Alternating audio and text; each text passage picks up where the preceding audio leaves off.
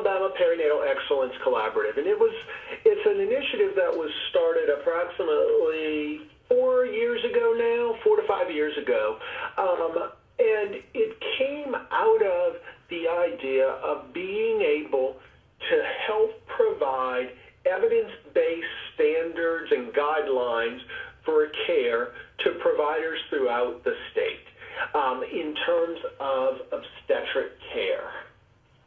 And the reason we wanted to be able to do that is when we look at what type of consultative care is available to obstetric providers, it really, most of that is limited to either Mobile or Birmingham, and that there are very limited resources for consultative care for more complicated pregnancies in any other settings.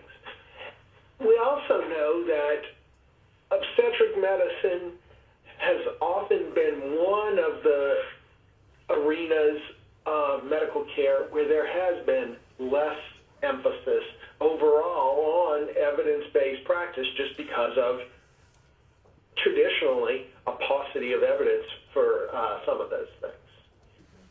So all of this, so I mentioned already in terms of why we initially envisioned this, but also it really ended up being driven by the emphasis that we saw coming down the road with regards to quality and patient safety, you know, from the standpoint of the federal agencies, insurers, hospitals, Joint Commission, everything, and everything that we saw coming for later this decade. And now some of these things are starting to come to fruition as we start to realize more and more with value-based purchasing. So next slide. So as we went about this, we really tried to go back and say, what's our goal and what kind of way do we want to formulate this under? And we went back to what the Institute of Medicine had come out in terms of the optimal way of providing care in this STEEP model and said, how can we try to help obstetric providers provide care that's safe, timely, effective, efficient, equitable, and patient-centered? And so that was sort of one of the underlying principles as we went through the development of APEC and the guidelines that we've used to try to base things upon this principle. So next slide. And our ultimate goal was to try to drive the quality of care, to be able to deliver the best care or come up with ways to be able to improve the outcomes and do the right thing as much of the time as we possibly could, and then avoid unnecessary care and avoid harm as much as we possibly could. Next slide. I mentioned, you know, in terms of obstetric care, and this really applies to all of medicine, but especially in terms of obstetric care, we know that there is a large gap between what we learn from the standpoint of scientific knowledge and research studies and its implementation into patient care. And that on average, it takes at least 13 years for something that we learn through scientific research that we learn as an advance, takes 13 years for that to be implemented into routine, everyday obstetric practice. And so our quest behind APEC was, how do we narrow that implementation gap? What can we do to take the evidence that we now have that things will improve pregnancy outcomes, improve patient safety, and decrease the risks of harm to the mother and the baby? What can we do to make these things happen more quickly? So next slide. So as you look at outcomes, and this applies in every arena of medicine, that there are a number of different things that contribute to the outcomes that you see. It has to do with patient characteristics, hospital characteristics, practice patterns, physician practice patterns, and local practice patterns. Well, you know, you can't really change quickly anything about the particular patient you're taking care of. You can't really change anything particularly quickly about where the hospital is, what the physical plant is like, things like that. But you can look at how are things that the physician does in terms of the type of care they render, in terms of local practice patterns, in terms of what's the staffing like, what's the resources that are available. You can look at those things and figure out how they impact outcomes. And so that's how, as we looked at these, as we looked towards developing these guidelines, how we tried to direct things was things that were easily able to be changed and things that were manageable. So next slide. And we went about this with the thought of trying to standardize care because repeatedly in multiple arenas of medicine, it's been shown that you can improve the quality of the care by standardizing it, and you decrease variation and you decrease cost. And this isn't something that just, I mean, as y'all probably all know, this is not something that just applies to medicine. If you standardize processes across any type of industry, you'll improve quality because of the decreased variance and ultimate decrease in cost. Next slide. So as we tried to determine how best to then apply this to obstetric medicine and really to any field of medicine, we looked towards the medical literature and said, okay, if you're going to try to implement standardization, how can you best achieve that? And it revolves so much around development of protocols, development of checklists, and it's got to be based on evidence so that you can use the literature to drive the protocol for management, use the literature to develop the checklist that you go along with each step of care provision. There's got to be communication in those teams to ensure that that the protocols are there, they're being utilized, and that everyone who's on the team knows what's been done. And then ultimately, if you can develop that kind of process, you have to have ways to measure and see that you're providing quality care and improving those patient safety and outcomes. And that's another place where those checklists allow you to move forward with that. So next slide. So from an obstetric standpoint, we looked at what the American College of Obstetricians and Gynecologists provides in terms of guidance and opinions. And in obstetric medicine, protocols and checklists have been recognized as a key component to the management of clinical situations, and especially when you think about things that happen in busy obstetric practices, busy labor and delivery settings, especially when there's multiple different things happening and converging all at one time. So next slide. In addition to the protocols, I mentioned that one of the things that we really were trying to also do was figure out how to assess what we were trying to achieve. And we looked at we tried to look at characteristics that we would say would make something a good quality indicator. Because there are lots of quality indicators that people throw out there, things from JCO and CMS, that I think many of us would argue that's probably not the most ideal quality indicator. But as we tried to develop these for APEC, we tried to say, okay, we want things that are associated with meaningful outcomes, that are related to outcomes that can actually be influenced by behavior of the physician or the hospital itself, quality indicators that are actually reproducible and that are valid, things that you can measure, and that they are relatively easy and inexpensive to measure on a large scale, and that there are things that are readily acceptable to practicing physicians, and that they recognize it as a meaningful marker of the quality of care. So next slide. So APEC was developed as a partnership with the Alabama Medicaid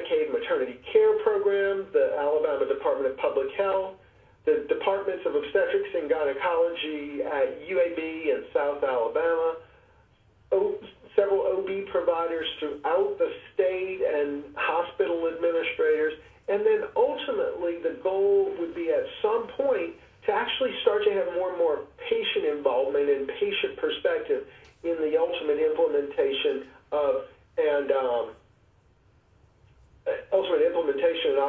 operationalization of APEC. Next slide. So our mission with APEC was to lower infant mortality and improve maternal and infant health in Alabama through the implementation and utilization of these evidence-based obstetric care guidelines, through assessment of meaningful quality benchmarks, and through enhanced communication and collaboration with the provision of feedback to providers, both primary care providers and subspecialty providers, and ultimately enhanced communication and collaboration with the patients as well. Next slide. So as we worked towards that mission, we said, okay, how can we achieve goals and how can we individually tackle each of the scenarios we want? And so with the APEC goals, we sought about for each topic we went to develop guidelines where we said, okay, we want to help OB providers via evidence-based guidelines and decision trees. We want for each guideline to identify these quality benchmarks. We want to develop some data collection measures. We want to then have that data and be able to review it and provide feedback. And then finally, we want to have develop mechanisms that once we provide feedback on how people are performing, how we can then help them perform better. So next slide. So as we developed these guidelines, what we did was two things. And one, so I keep saying evidence-based, and I think y'all have gotten that by now, is that with each of these guidelines, there's two key components. One is we realize that busy providers aren't going to read 4 or 5 pages while they're in a clinic or doing anything necessarily as they're seeing patients. And so there's a 1-page quick summary sheet for each guideline that hits the key points of these are the important things, these are the things that you really need, the take-home messages. And then there's a longer narrative version that has the rationale for why certain things are recommended, that has supporting evidence associated with it. So next slide. The other thing that's in there in the narrative, as well as even on the 1-page summary, are what are the suggested benchmarks for performance assessment. And they're linked in each guideline. The ones we picked were meant to be meaningful, modifiable, and rationally achievable. We did not want to pick benchmarks that we knew would never happen. So setting any benchmark at 100% or 0 occurrence for an adverse event is not something that is going to be easily achievable. But setting things, because if we set something too stringent, all it would do would frustrate people. So we were careful in terms of trying to set certain benchmarks. So next slide. So, again, our hopes were that with this program we would be able to see benefits in terms of improvements in outcome, improvement in access to care. And what I mean by that is really kind of going back to where I started with in terms of equity with regard to care provision, is because so that really regardless of where anybody was in the state of Alabama getting obstetric care, that their provider would have access to guidelines that would tell them the same recommendations for care as if that patient were sitting in my office here in Birmingham at UAB. So it was that guidance that was didn't matter regardless of the zip code, regardless of locale. And that these would be statewide guidelines that had been reviewed and endorsed both by UAB providers, by USA providers, and by the OB providers in other areas of the state as well. And that ultimately that the program would at some point be able to help drive meaningful incentives as we move more and more towards the value-based purchasing era. Next slide. So in terms of weaknesses in the program, since we've implemented it, one of our biggest problems, and I think it's important for everybody to understand, is that APEC has been done with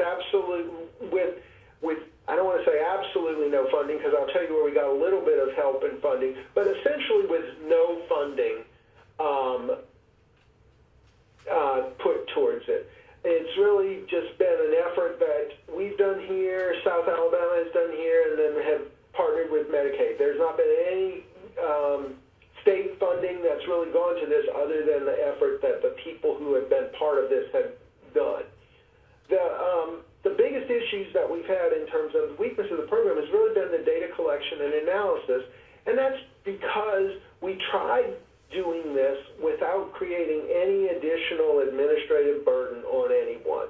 And so we've utilized claims data to try to provide feedback, but ultimately the claims data are claims data. They are not good data for quality measures because there's way too many variables with regard to measuring provider performance. We've tried to use other data collection tools, but ultimately,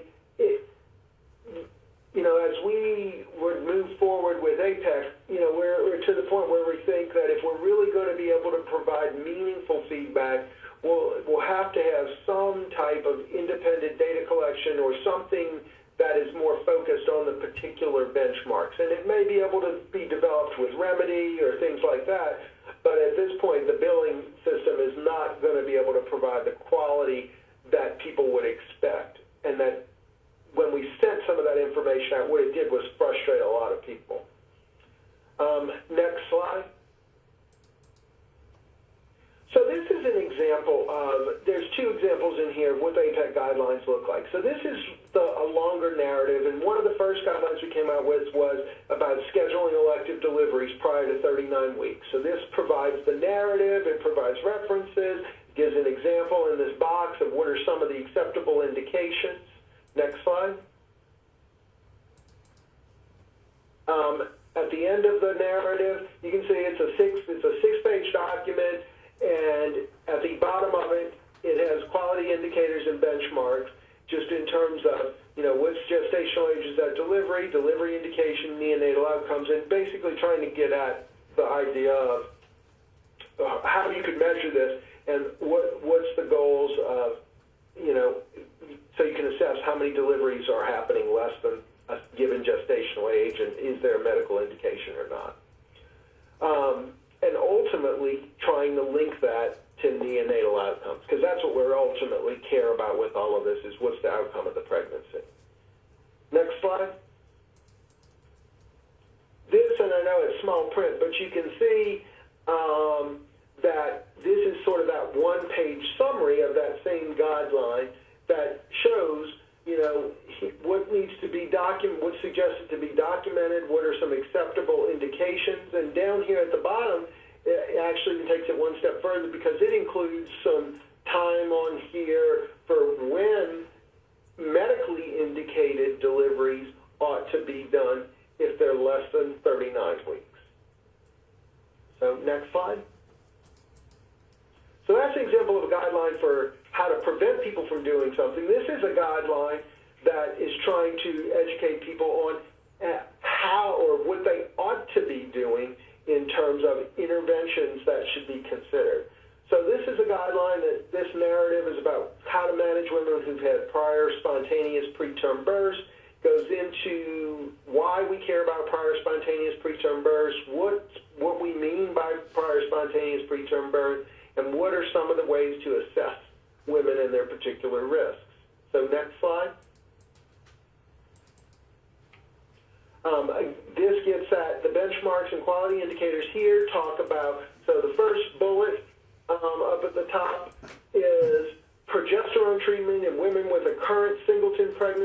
prior singleton preterm births who present for care by 20 weeks, what proportion of women are getting that? What proportion of women who had a prior spontaneous birth less than 34 weeks are getting a cervical length ultrasound?